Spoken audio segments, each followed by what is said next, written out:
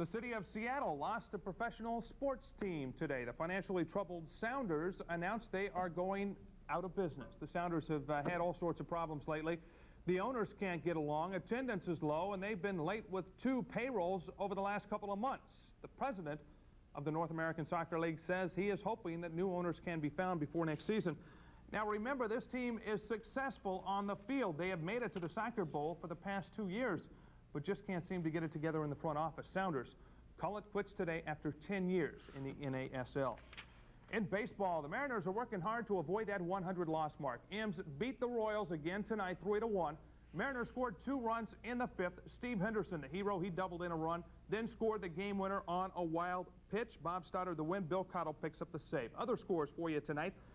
Chicago rolls 7-6 over Oakland. Minnesota beats Texas in 10 innings. And East leader Baltimore wins over Boston 8-1. Milwaukee 6, New York 3. Detroit and Cleveland get rained out. And Toronto beats California 6-4. Highlights now from Exhibition Stadium. Great defense. Save this one for the Blue Jays. Angels' Rick Adams hits a deep drive to center field. Lloyd Mosby back to the wall, leaps up, makes the grab, falls away, takes the extra base hit away. Another outstanding defensive play right here. Super short, Alfredo Griffin, as he robs Bob Boone right there. But the really great plays came from the Toronto bullpen crew and their amazing juggling act. Put those guys in the pennant race circus. Jays win by 2.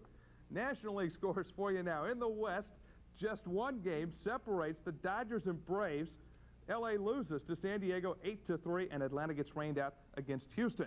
Cincinnati 11, San Francisco 1. In the East now, Pittsburgh and Montreal stay on top. Pirates beat the Cards 5-0, and Expos over Chicago 8-2.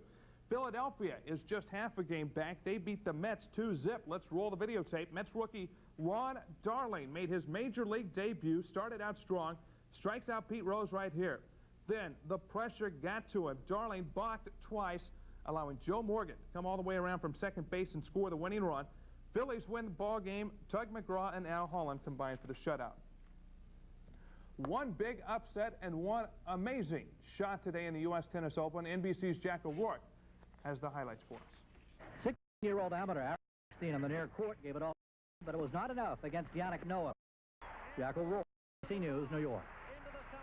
And I want to see a replay of that Yannick Noah shot. Here it is. Did he really make that between his legs? Indeed he did.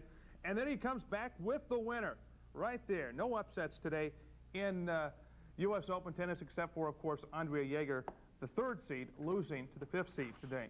College football now. 19th ranked Huskies are preparing for their season opener this weekend at Northwestern. Washington may be going without tailback Jock Robinson. He reported to camp 12 pounds overweight and may be left back home in Seattle. Coach Don James has these comments about Jock. Last year, because of conditioning and injuries and weight, whatever it was, he just didn't have the quickness or speed to play at the level. We put him in and give him the ball, and he could hardly get to the line of scrimmage. Well, we're trying not to let that happen this year. Get him up, get him competing, and he's made progress. He's getting in better shape. He's dropped some weight, and he moved from 8 to 3 in Friday's scrimmage. And unless there's an injury, he won't move any higher, but he'll certainly be given an opportunity to play if he keeps his weight down and continues to work hard this week. So still some hope for Jock Robinson. Huskies have a lot of fine tailbacks, so Jock is just plain going to have to lighten up.